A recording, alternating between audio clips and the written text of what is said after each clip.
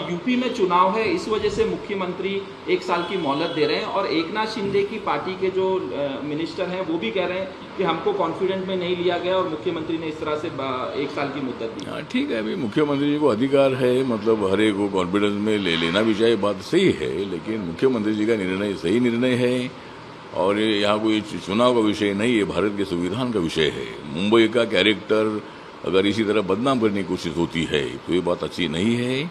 और एमएनएस की जो भूमिका है, भूमिका जो अपनी अपनी भूमिका हो सकती है, क्योंकि मराठी के लिए वो लड़ते अच्छी बात है, लेकिन मुख्यमंत्री जी के निर्णय का विरोध करना बिल्कुल ठीक नहीं है और मुख्यमंत्री जी का निर्णय का मैं पूरा सपोर्ट करता हूँ। सर, विजय वडेट्टीवार कह रहे हैं कि सुप्रिया सुले के पास ओबीसी सर्टिफिकेट है। जब सुप्रिया सुले ने कहा कि एविडेंस दीजिए तो फिर विजय वडेट्टीवार उस पर अब कुछ बोल नहीं रहे हैं। ये आपस में दोनों में मतभेद दिख रहा है, कांग्रेस एनसीपी एसपी। मुझे लगता है कि माननीय शरद पवार जी महाराष्ट्र के मुख्यमंत्री रहे हैं, मराठा मुख्यमंत्री के नाम पर देश भर में उनका नाम है और वडेट्टीवार जी ने इसी तरह का गलत बयान करना ठीक नहीं है। मतलब उनके पास ओबीसी का सर्टिफिकेट है, तो इसी तरह की बयानबाजी झूठ करना बिल्कुल ठीक नहीं है। अभी अभी उनके ध्यान में आ गया है, उन्होंने माफ़ी भी मांगी है, लेकिन उन्होंने कोई ओबीसी सर्टिफिकेट का उनके पास तो है ही नहीं है, लेकिन अगर है ऐसा समझते हैं तो उन्होंने कोई ओबीसी सर्टिफिकेट का कोई फायदा नहीं लिया है। इसीलिए हमारा वो क्लियर ग्रेट मराठा शरद पवार जी है, सुप्रिया सुले जी उनकी बेटी है, उनका कैसे ओबीसी सर्टिफिकेट हो सकता है? तो ग्रेट वो अपने मराठा समाज के हैं और उनके पास ओबीसी का सर्टिफिकेट का आरोप लगाना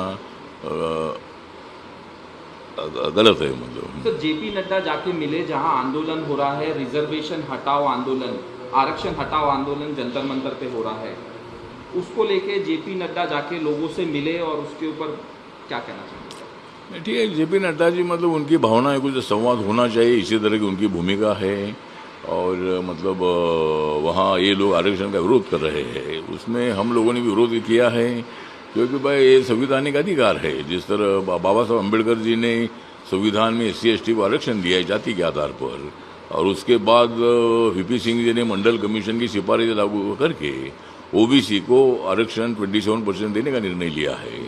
माननीय नरेंद्र मोदी सरकार ने 10% आरक्षण मतलब EWS को, इकोनॉमिक वीकर सेक्शन को देने का निर्णय लिया है। तो सबके लिए मतलब आरक्षण अभी है, तो उसका विरोध करने की क्या मतलब है? तो जेपी नड्डा साहब उनको मिले अच्छी बात है, उनका क्या कहना है उस पर जेपी नड्डा जी ने उनकी बात सुनी होगी, लेकिन मेरे पार्टी का स्टैंड है कि दलित आदिवासी का ओबीसी का आरक्षण बिल्कुल हटाया नहीं जा सकता है, EWS का आरक्षण हटाया नहीं जा सकता है। सर, डिलिमिटेशन बिल को लेके मल्लिकार्जुन खड़गे कह रहे हैं कि प्रधानमंत्री स्पेशल जो सेशन है वो नहीं बुलाना चाहते हैं, ऑल पार्टी मीटिंग नहीं बुलाना चाहते हैं, इस तरह से बयान दिया।